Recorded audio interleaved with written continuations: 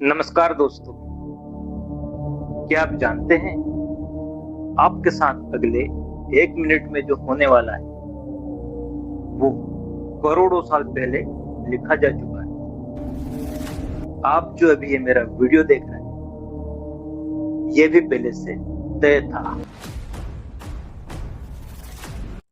ऐसा मैं नहीं कह रहा, हमारे कुछ बाबा लोग कह रहे हैं। जरा सुनिए। ये मत सोचो कि क्यों हो रहा है, ऐसा क्यों हो रहा है, सब कुछ पहले से बनाया हुआ है। परमात्मा पहले ही लिख देता है, जिसे हम प्रारब्ध कहते हैं। संसार में हर बात का एक समय निश्चित होता है। अल्लाह ताला की मर्जी के बगैर कुछ नहीं हो सकता। सुनने में ये बड़ा सुकून देता है ना, कि जो भी करवा रहा है भगवान करवा रहा है, इसमें मेरी क्या गलती है। लेकिन दोस्तों, यही है वो थिंकिंग ट्रैक, जहां दिमाग हमें जिम्मेदारियों से बचने का बहाना देता है। आज हम गीता और वेदांत के जरिए इस ट्रैप को तोड़ने का प्रयास करेंगे। भगवत गीता का 5वां अध्याय का 14वां श्लोक। परमात्मा ना तो कर्तापन बनाता है और ना ही कर्म करवाता है, ना ही कर्म का फल जोड़ता है। दोस्तों, सारे कर्म हमसे हमारी कंडीशनिंग करवाती है, ना कि कोई अल्लाह या ईश्वर। अहंकार हमें यकीन दिलाता है कि मैंने किया, लेकिन वह काम शरीर, समाज और संयोग, इन तीनों की प्रोग्रामिंग से हो रहे होते हैं। वेदांत के बुनियादी ग्रंथों जैसे तत्वबोध और मुंडक उपनिषद में हमारे कर्मों को बहुत वैज्ञानिक तरीके से 3 श्रेणियों में विभाजित किया गया है। इसे समझे बिना क्या सब कुछ पहले से तय है वाली पहेली को आप कभी नहीं सुलझा पाएंगे। इसलिए इसे समझना बहुत जरूरी है। सबसे पहले संचित कर्म। जब हम जन्म लेते हैं तो हमारे पूर्वजों के स्वभाव, पूर्वजों के संघर्ष और उनकी बीमारियां हमारे डीएनए में संचित रहती है। हमने ये शरीर या ये जेनेटिक्स खुद से नहीं चुने हैं, ये संयोग से हमें मिले हैं। हम इस घर में पैदा हुए, हम कहाँ पर पैदा हुए ये हमने तय नहीं किया, यह मात्र संयोग से हुआ है। बचपन से लेकर आज तक हमारे परिवार, समाज और शिक्षा ने हमारे दिमाग में जो विचार भर दिए हैं, वही आज हमारे संस्कार बन गए। तो संचित कर्म हमारे उन कर्मों, आदतों और कंडीशनिंग का गोदाम है जो हमने अतीत में शरीर, समाज और संयोग से इकट्ठा किए हैं। यह वह डेटा है जो हमारे भीतर कंडीशनिंग से पड़ा हुआ है। अब बात करते हैं प्रारब्ध की। संचित कर्मों का वह हिस्सा जो आज फल देने के लिए तैयार है। आपका आज का शरीर, आज का दिन, आज की परिस्थितियां, ये सब प्रारब्ध है। यह वह हिस्सा है जिसे बदला नहीं जा सकता। अब अंत में हम बात करते हैं क्रियमाण की। यही सबसे महत्वपूर्ण है जो अभी हम कर रहे हैं, इस क्षण में कर रहे हैं। यही है क्रियमाण, और यही है जो हमारे संचित कर्म को बदल सकता है। मुंडक उपनिषद संकेत देता है कि ज्ञान और सही क्रियमाण के द्वारा हम अपने संचित कर्म को जला सकते हैं, अर्थात हमारी पुरानी प्रोग्रामिंग को डिलीट कर सकते हैं।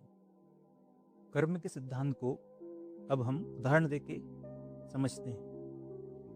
मैंने दूध के आइटम लेना बंद कर दिए। नॉनवेज में पहले से नहीं खा रहा था, तो ये हुआ मेरा संचित कर्म। दूध के आइटम ना लेना, नॉनवेज ना लेना और B12 के सप्लीमेंट भी नहीं लेना। ऐसा कोई पदार्थ ना लेना जिसमें B12 उपस्थित हो।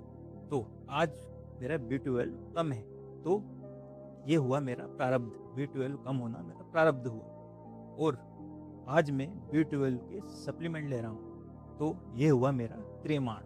अगर आज मैं B12 के सप्लीमेंट नियमित रूप से लेता रहूं तो मैं भविष्य में B12 की कमी को पूरा कर लूँगा।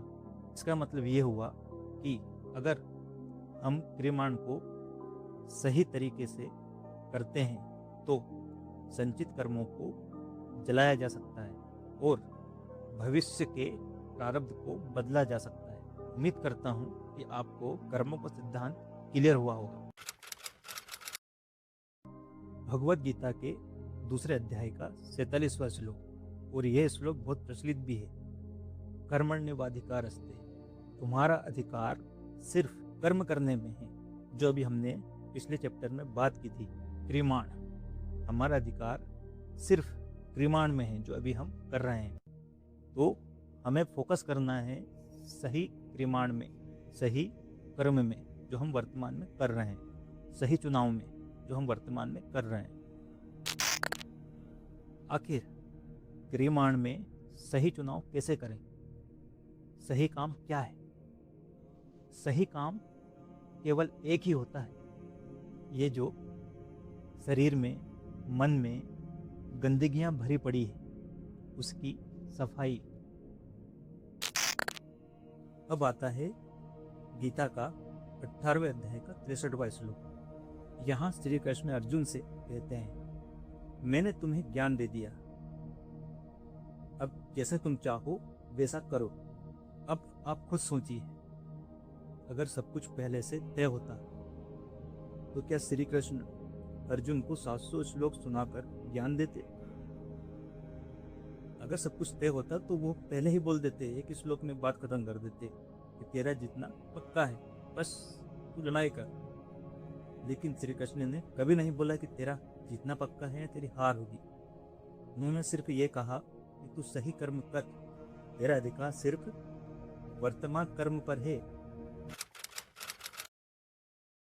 संचित कर्म के कारण, मतलब पुरानी कंडीशनिंग के कारण, पुराने संस्कारों के कारण, पुराने स्वभाव के कारण आपके सामने वर्तमान में कुछ परिस्थितियां खड़ी हो सकती हैं। लेकिन इस परिस्थिति में आपका चुनाव क्या होगा, यही तय करेगा कि आपका भविष्य क्या होना है।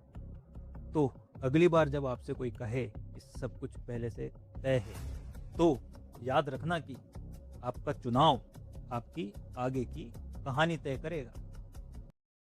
तो आज आपको एक क्लियर हो गया होगा कि हमसे कर्म कौन करवाता है।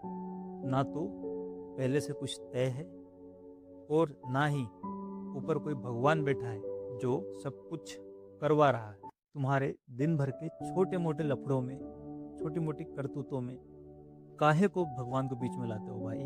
तुम्हारी करतूत, तुम्हारी करनी, तुम्हारा चुनाव, और फिर बोलते हो भगवान तूने क्या किया?